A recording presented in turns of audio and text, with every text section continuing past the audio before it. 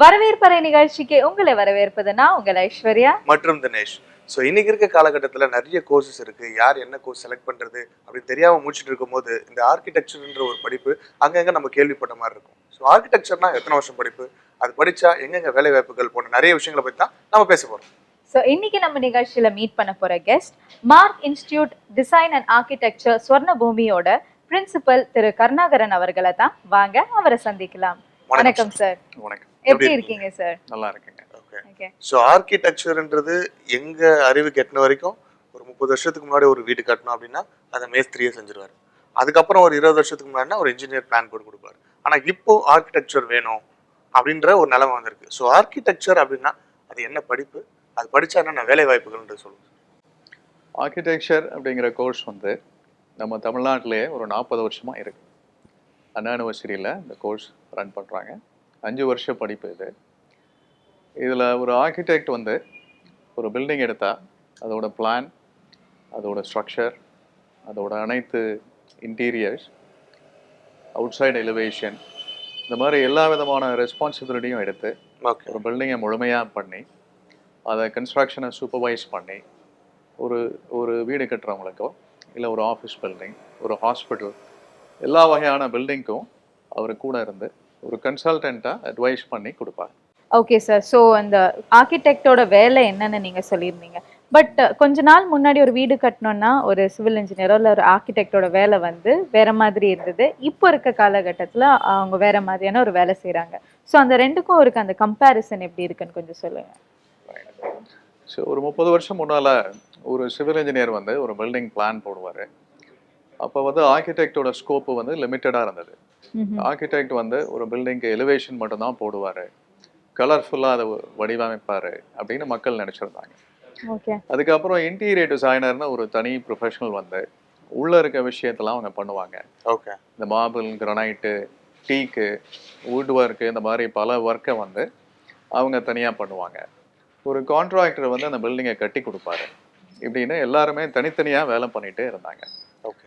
வேற ஒரு 20 இயர்ஸ் முன்னால் ஒரு ஆர்கிடெக்ட் வந்து ஒரு முழு ரெஸ்பான்சிபிலிட்டி எடுத்து அவர் வந்து எண்ட் டு எண்ட் சர்வீஸ் அப்படின்னா ஒரு பில்டிங்கோட ஒரு கிளைண்ட் வந்து எனக்கு என்ன வேணும்னு யோசிக்க ஆரம்பிக்கிறதுலேருந்து ஒரு லேண்டை வாங்கி இந்த சைட்டு வந்து அதுக்கு சூட் ஆகுமா அப்படின்னு அவருக்கு அந்த யோசனையில் ஹெல்ப் பண்ணி அந்த டெசிஷன் எடுத்து அப்புறம் பிளானிங் பண்ணி டிசைன் பண்ணி பில்டிங் கன்ஸ்ட்ரக்ஷனை சூப்பர்வைஸ் பண்ணி ஓகே கடைசி நாள் கீ ஹேண்ட் ஓவர் பண்ணுற வரைக்கும் கூட இருந்து ஆர்கிடெக்ட் வேலை முடிச்சு கொடுக்குறாரு.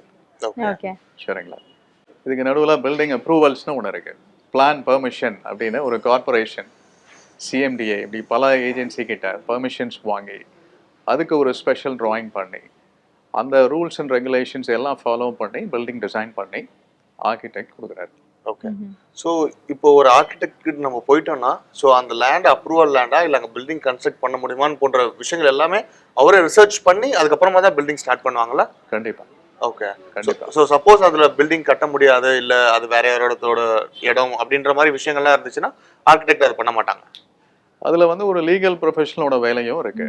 லீகல் வந்து அவர் அந்த டைட்டில் டாக்குமெண்ட்டோட வேலிடிட்டியை வந்து செக் பண்ணி கொடுத்துருவாரு. ஓகே. வேற ஆர்கிடெக்ட் வந்து அந்த பிளானிங் பெர்மிஷன், அந்த கார்பரேஷன்லேருந்து பிளானிங் பெர்மிட் வாங்குறத செக் பண்ணி அவருக்கு கொடுப்பார். ஓகே, சரிங்களா? ஓகே. ஸோ தட் உங்கள் பில்டிங் கட்டின பிறகு ஒரு இன்வெஸ்ட்மெண்ட் நீங்கள் பண்ண பிறகு ஒரு சின்ன தப்பு பண்ணிட்டோம் அப்படிங்கிற கவலை இல்லாமல் ஒரு முழுமையான அவுட்புட்டை உங்கள் கையில் கொடுப்பாரு. டர்ன்கீ சர்வீஸ் அப்படிம்பாங்க. ஓகே. ஒரு கீ வந்து உங்கள் கையில் ஹேண்ட் ஓவர் பண்ணுற வரைக்கும் கம்ப்ளீட் சர்வீஸ் வந்து ஒரு ஆர்கிடெக்ட் அவங்க ஃபர்ம்ல இருந்து சர்வீஸ் கொடுப்பாங்க. Okay sir. ஸோ ஒரு ஆர்கிடெக்டிங் கோர்ஸ்க்கு வந்து ஒரு கேண்டிடேட் வந்து உள்ள என்டர் ஆகுறாங்கன்னா அவங்களுக்கு எவ்வளோ இயர்ஸா அந்த ஸ்டடீஸ் இருக்கும் அண்ட் என்ன மாதிரியான விஷயங்கள்லாம் அவங்க கத்துப்பாங்க, அந்த ஒரு கம்ப்ளீட் கோர்ஸோட விஷயங்கள்லாம் என்னென்ன இருக்கும்னு கொஞ்சம் சொல்லுங்க சார். இந்த கோர்ஸ் வந்து 5 இயர் கோர்ஸ்ல ஒரு ஸ்டூடெண்ட் வந்து நுழையிறதுக்கு முன்னாடியே ஒரு அட்லீஸ்ட் ஒரு 6 months வந்து ஒரு ஆர்டிஸ்டிக் டேலண்ட் வந்து டெவலப் பண்ணணும். அதாவது நீங்க வந்து +2 முடிச்சதுக்கு அப்புறமா சொல்றீங்க? முடிக்கிறதுக்கு முன்னாலேயே. அது முன்னாடியே டிராயிங்ன்ற ஒரு விஷயம் வந்து இருக்கு. டிராயிங், ஸ்கெட்சிங் அப்படிங்கிறதுல ஓகே ஒரு கிரியேட்டிவ் எபிலிட்டிஸை வந்து கொஞ்சம் ஸ்பெஷல் ட்ரைனிங் எடுத்துக்கணும். ஸோ மோஸ்ட்லி +1 முடிச்ச பிறகு நாங்கள் அட்வைஸ் பண்ணுறது 1 இயர் ஒரு ஆஸ்பிரண்ட் ஸ்டூடெண்ட் இந்த மாதிரி ஆர்கிடெக்சர் படிக்கணும்னு விரும்புகிற ஸ்டூடெண்ட் வந்து நாட்டான ஒரு என்ட்ரன்ஸ் எக்ஸாம் தனியாக எழுதி அதில் பாஸ் ஆகணும் apart from regular engineering entrance. Okay, சரிங்களா? ஸோ அதுக்காக ஒரு 1 இயர் ப்ராக்டிஸ் கற்றுக்கிட்டு அதில் வந்து பாஸ் பண்ண பிறகு குவாலிஃபை ஆகிட்டா அந்த கோர்ஸில் ஜாயின் பண்ணலாம், அட்மிஷன் கிடைக்கும். ஸோ ஃபர்ஸ்ட் இயரில் வந்து அவங்க ஃபோக்கஸ் நிறைய ஆர்டிஸ்டிக் டேலண்ட் உருவாக்குறதுல இருக்கும். பெயிண்டிங்ல இருந்து colourful work, model making, okay, plaster of Paris வந்து ஒரு பில்டிங் டிசைனை உருவாக்குறது, மாடல்ஸ் உருவாக்குறது, ஒரு கார்பென்ட்ரி ஒர்க் ஷாப்பில் போயிட்டு கட் பண்ணி how to deal with would, okay, ஒரு ஸ்டோனை எப்படி கட் பண்ணுறது, இந்த மாதிரி எல்லா விதமான பில்டிங் சம்மந்தப்பட்ட மெட்டீரியல்ஸையும் அவங்க யூஸ் பண்ண கற்றுப்பாங்க. ஸோ இந்த விஷயங்கள் தானே சார் இந்த 5 இயர்ஸ் அவங்க படிக்க போறாங்க. அப்படி இருந்தும் ஏற்கனவே +2ன்றது ஒரு பெரிய சுமை அவங்களுக்கு. அப்படி இருந்தால் இதுக்கும் டைம் ஸ்பெண்ட் பண்ணாங்கன்னா அவங்களோட கவனம் சிதறாதா? ஏன்னா ஆர்கிடெக்சர் என்னன்னு தெரிஞ்சுக்கிறதுக்காக தான் அந்த 5 வருஷம் படிக்கிறாங்க. கரெக்ட். அதுக்கு முன்னாடியும் திருப்பியும் அவங்க வந்து இவ்வளோ இந்த எக்ஸாம் கிளியர் பண்ணணும், என்ன விஷயங்கள் தெரியும்னா அதுக்கு அவங்களுக்கு ரொம்ப ஒரு ஓவரான ஒரு சுமையை நம்ம ஏற்றி வைக்கிற மாதிரி இருக்காதா? பட் அப்போ வந்து நம்ம இந்த சுமை இல்லாத நேச்சுரல் டேலண்ட் உள்ள ஸ்டூடெண்ட் வந்து, ஆர்டிஸ்டிக் டேலண்ட் உள்ள ஸ்டூடெண்ட் வந்து இது ரொம்ப ஈஸியாக இருக்கும். ஓகே, சரிங்களா? அப்போவே வந்து அந்த ஸ்டூடெண்ட்டுக்கு தெரியும் இந்த கோர்ஸ் நம்மளுக்கு சூட் ஆகுமா. இப்போ ஐஐடி படிக்கிறாங்க, 3 வருஷம் படிக்கிறாங்க ஐஐடிக்கு, 10th ஸ்டாண்டர்ட்லேருந்தே படிக்க ஆரம்பிக்கிறாங்க. ஸோ அப்போ அந்த ஸ்டூடெண்ட்டுக்கு தெரியும் அந்த சயின்டிஃபிக் டேலண்ட் இருக்கா அப்படின்னு தெரியும். அந்த மாதிரி ஆர்கிடெக்சருக்கும் அட்லீஸ்ட் ஒரு 6 months ப்ராக்டிஸ் கண்டிப்பாக வேணும். ஓகே. ஸோ இப்போ இந்த பில்டிங் மாடலிங் அப்படின்ற ஒரு விஷயம் வந்து இந்த அனிமேஷன் சைட்லயும் கூட வந்திருக்கு இல்லை சார்? ஏன்னா டிராயிங் மட்டும் இல்லாம ஒரு பில்டிங்கோட லைவ் மாடலை வந்து வித் கேமரா ஆங்கிள்ஸ் எல்லாமே காட்டக்கூடிய ஒரு ஃபெசிலிட்டி இப்போ வந்துடுச்சு. அண்ட் ஐ ஹர்ட் அது இந்த சிவில் இன்ஜினியர்ஸ்க்கும் அந்த மாதிரி ஆர்கிடெக்சர்ஸ்க்கும் வந்து ரொம்பவே ஒரு சப்போர்ட்டா இருக்கு. பட் ஒரு ஆர்கிடெக்சருக்கு அது ரொம்பவே ஒரு இம்பார்ட்டன்ட் விஷயமா இல்லை, அதுவும் தெரிஞ்சிருக்கணும் அப்படின்னு நீங்க நினைக்கிறீங்களா? கரெக்ட். ஸோ நாங்கள் ஃபர்ஸ்ட் இயரில் வந்து கையில் ஆர்டிஸ்டிக் எபிலிட்டி கற்றுக்கிட்ட பிறகு செகண்ட் இயரில் கம்ப்யூட்டர் பேஸ்ட் டெக்னாலஜி பேஸ்ட் எபிலிட்டிஸை வந்து டெவலப் பண்ணுவோம் நாங்கள். அதில் நீங்கள் சொன்ன மாதிரி பில்டிங் அனிமேஷன், அந்த டிசைன் அண்ட் டிராயிங்கை வந்து கேடுன்னு சொன்னாங்க. அது வந்து ஒரு பழைய டெக்னாலஜி, 30 வருஷம் ஆயிடுச்சு. இப்போ பிம் அப்படின்னு ஒரு புது டெக்னாலஜி வந்திருக்கு, பில்டிங் இன்ஃபர்மேஷன் மாடலிங். இதில் நீங்கள் பில்டிங்கோட டிசைன் அண்ட் டிராயிங்ஸ் தவிர அதோட எஸ்டிமேஷன், காஸ்ட்டு, எல்லா விதமான டேட்டாவும் அதில் கிடைச்சிடும். ஸோ இதை வந்து செகண்ட் இயர்லேயே நாங்கள் சொல்லிக் கொடுக்குறோம். சரிங்களா? ஸோ பை தேர்ட் இயர் வரப்போ ஒரு ஸ்டூடெண்ட்டுக்கு ஒரு நேச்சுரல் ஆர்டிஸ்டிக் ஸ்கில்ஸும் இருக்கும், கம்ப்யூட்டர் ஸ்கில்ஸும் இருக்கும். ஸோ தேர்ட் இயரில் வந்து அவங்க ஒரு முழுமையான ஒரு பில்டிங்கை டிசைன் பண்ணி விஷுவலைஸ் பண்ணி ஒரு ப்ராக்டிக்கல் டச்சோட பார்க்கக்கூடிய எபிலிட்டிஸ் வந்துடும். Okay, including structure. ஓகே, ஒரு பில்டிங்கோட ஸ்ட்ரக்சர் எப்படி பண்ணணும், பில்டிங்கோட லைட்டிங் எப்படி பண்ணணும், ஏர் கண்டிஷனிங் எப்படி பண்ணணும், இன்டீரியர் டிசைன் எப்படி பண்ணணும், இப்படி எல்லா விதமான ஒரு பில்டிங்கில் வர மெட்டீரியல்ஸ் அண்ட் சிஸ்டம்ஸ் வந்து அவங்க பண்ணி பார்க்க கற்றுப்பாங்க. ஸோ இந்த 5 இயர்ஸ் கோர்ஸ்க்குள்ளே அவங்களுக்கு ஒரு ப்ராக்டிக்கல் நாலேஜை நீங்கள் கொடுத்துருவீங்க கம்ப்ளீட்டாக. அதை வந்து நாங்கள் 4th இயரில் கொடுக்குறோம். ஓகே, என்டையர் 4th இயர் வந்து ஸ்டூடெண்ட் வந்து காலேஜ்லேயே இருக்க மாட்டாங்க. அவங்க வந்து கம்ப்ளீட்டாக ஒரு ஆஃபீஸில் போய் ஒர்க் பண்ணி ஒரு முழு வருஷம் 2 செமஸ்டர் ஒர்க் பண்ணி ஒரு ஆர்கிடெக்ட் கூட ஒரு அசிஸ்டன்ட் மாதிரி இருந்து அவங்களோட சேர்ந்து அவங்க பில்டிங் சைட் கன்ஸ்ட்ரக்ஷன்லாம் பார்த்து ஒரு குருகுல கல்வி மாதிரின்னு வச்சுக்கோங்களேன். அந்த காலத்தில் வந்து குருகுல கல்வியில் பண்ணதுக்கு ஒரு வாய்ப்பு இங்கே கிடைக்குது, அதுவும் 1 இயர் வாய்ப்பு கிடைக்குது. ஓகே, சரிங்களா? Okay sir. ஸோ இப்போ இந்த கம்ப்ளீட் 5 இயர்ஸ் வந்து அவங்களோட ஃபுல் எனர்ஜியை யூஸ் பண்ணி அவங்க படித்து நிறைய ப்ராக்டிக்கல் விஷயங்கள் எல்லாம் கற்றுக்கிட்டு வெளியில் வராங்க சார். ஸோ அவங்களுக்கு வந்து இந்த வேலை வாய்ப்புன்ற விஷயம் வந்து ரொம்பவே இம்பார்ட்டண்ட்டாக இருக்கும். அது ஒரு 3 இயர்ஸ் கோர்ஸ் படித்தாலும் சரி, நார்மல் டிகிரி கோர்ஸ் படித்தாலும் சரி, படித்து வரவங்களுக்கு வந்து கண்டிப்பாக சீக்கிரமாக வேலை கிடைக்கணும்னு ரொம்ப ஆர்வத்தோடு இருப்பாங்க. ஸோ இவங்களுக்கு இந்த ஆர்கிடெக்ட் அந்த பீப்புளுக்கு எல்லாமே வந்து வேலை வாய்ப்பு இன் இந்தியா அண்ட் அப்ராட் எப்படி இருக்குன்னு கொஞ்சம் சொல்லுங்க. சரி, இப்போ சொன்னால் வந்து ஒரு golden period of architects career வந்து the next 20 yearsனு நான் சொல்லுவேன். ஏன்னு பார்த்தீங்கன்னா ஐடி இண்டஸ்ட்ரியில் வந்து குளோபலாக நடந்த லாஸ்ட் 20 வருஷம் நம்ம பார்த்த டெவலப்மெண்ட் வந்து இனிமேல் டிசைன் அப்படிங்கிற இண்டஸ்ட்ரியில் நடக்க போகுது. இந்த டிசைனில் ஒரு மெயினான இண்டஸ்ட்ரி வந்து ஆர்கிடெக்சர் டிசைன்.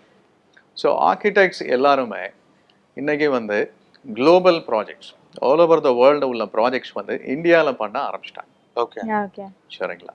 ஸோ அந்த மாதிரி மல்டிநேஷ்னல் கம்பெனிஸ் நிறைய பேர், ஒரு 100க்கும் மேற்பட்ட கம்பெனிஸ் வந்து இங்கே இந்தியாவில் ஒரு பிரான்ச் எஸ்டாப்ளிஷ் பண்ணி அதில் ஜாப்ஸ் கிடைக்குது. இது வந்து ஒரு ஹையஸ்ட் லெவலில் ஹை பர்ஃபார்மிங் ஸ்டூடெண்ட்ஸ்க்கு இது கிடைக்கும். பட் அதர்வைஸ் ஒரு நார்மல் ஸ்டூடெண்ட் வந்து ஒரு ஆண்டர்ப்ரனோரியல் ஸ்பிரிட், தானே ஒரு பிஸ்னஸ் பண்ணணும்னு விரும்புகிற ஒரு ஸ்டூடெண்ட் வந்து, ஒரு ஆர்கிடெக்ட் வந்து அவங்க ஓன் கன்சல்டிங் கம்பெனி எஸ்டாப்ளிஷ் பண்ணிக்கலாம். ஓகே சரிங்களா? இப்போலாம் வந்து சொந்தமான ஒரு தொழில் பண்ணுறது எவ்வளோ கஷ்டம்னு உங்களுக்கு தெரியும். கண்டிப்பா. சரிங்களா? அவ்வளோ ஈஸி இல்லை. இப்போ ஒரு ப்ரொஃபஷனல் ஆர்கிடெக்டுக்கு அந்த வாய்ப்புகள் இருக்குது. ஓகே அதே மாதிரி ஒரு அவங்களோட பேரண்ட்ஸோ இல்லை அங்கிள்ஸோ ஒரு கன்ஸ்ட்ரக்ஷன் கம்பெனி வச்சுருக்காங்கன்னா அதில் போய் இவங்க ஜாயின் பண்ணிக்கலாம். ஓகே பண்ணி அந்த சின்ன கம்பெனியை பெருசாக்கலாம். அந்த மாதிரி நிறைய செகண்ட் ஜென்ரேஷன் ஆர்கிடெக்ட்ஸ் வந்து இப்போ படிக்கிறாங்க. ஓகே இன்ஃபேக்ட் ஒரு 25% ஸ்டூடெண்ட்ஸ் வந்து எங்களுக்கு second generation architect. Okay so நீங்க சொன்னீங்க இங்க இருக்க வேலை வாய்ப்புகள் எப்படின்னு சொல்லிட்டு. ஸோ அப்ராட் மிடில் ஈஸ்ட்ல பாத்தீங்கன்னா இந்த ஆர்கிடெக்ட்ஸ் ஆகட்டும், சிவில் இன்ஜினியர்ஸ் பாத்தீங்கன்னா அங்க ஜாப் ஆப்பர்ச்சுனிட்டிஸ் ரொம்ப அதிகம். ஸோ இப்போ அங்க ஃபீல்டு எப்படி இருக்கு? இப்போ மிடில் ஈஸ்ட் வந்து ஒரு ரிசெஷன் 2008க்கு அப்புறம் இப்போ நல்லா போயிட்டு இருக்கு. ஓகே 2012க்கு அப்புறம் நல்ல ஆப்பர்ச்சுனிட்டிஸ் போயிட்டு இருக்கு. All over Asia projects opportunities இருக்கு. ப்ளஸ் வந்து நம்ம டெக்னாலஜி கற்றுக்கிட்டதுனால, டெக்னாலஜியில் நல்ல ஸ்ட்ராங்காக உள்ள ஆர்கிடெக்ட்ஸ்க்கு ஈவன் உங்களுக்கு யூஎஸ் யூரோப் போகிற வாய்ப்புகளும் இருக்கு. ஓகே அந்த வாய்ப்புகளும் இருக்கு. ப்ளஸ் வந்து நிறைய பேர் மாஸ்டர்ஸ் படிக்க போகிறாங்க. ஹையர் ஸ்டடீஸ் போயிட்டு யூஎஸ்லேயோ யூரோப்லேயோ பண்ணிட்டு அங்கேயே வந்து ஒரு ஃபியூ இயர்ஸ் அவங்க ஒர்க் பண்ணி ஒரு குளோபல் எக்ஸ்போஷரும் எடுத்துக்கிறாங்க. ஸோ இப்போ இருக்க ட்ரெண்டுன்னு பார்த்தீங்கனாலே வந்து சார், ஒரு வீடு கட்டுறாங்கன்னா மெயின்லி அதோட எலிவேஷன் எப்படி இருக்கோ இல்லையோ, இன்டீரியர்ஸ் வந்து ரொம்ப அழகாக டிசைன் பண்ணணும்னு நினைப்பாங்க. ஸ்பெஷலி அந்த வீட்டில் இருக்க பெண்கள், வீடு பெட்ரூம் இப்படி இருக்கணும், கிச்சன் வந்து எஸ்பெஷலி இப்படி இருக்கணும், இந்த ஃபினிஷில் இருக்கணும். ஸோ அப்படி ரொம்ப ஆசைப்படுவாங்க. ஸோ இந்த இன்டீரியர் டிசைன்ற ஒரு விஷயம் ஆர்கிடெக்டில் எந்த அளவுக்கு இம்பார்ட்டன்ட், அண்ட் இந்த இன்டீரியர் டிசைனிங்க்கு என்ன மாதிரியான விஷயங்கள்லாம் வந்து ஒருத்தவங்க வந்து நாளுக்கு நாள் கோப்பப் பண்ணிக்கணும்? கரெக்ட். ஸோ இன்டீரியர் டிசைன் அப்படிங்கிறது ஒரு டெக்கரேஷன் அப்படிங்கிற தன்மையில் ஆரம்பிச்சது.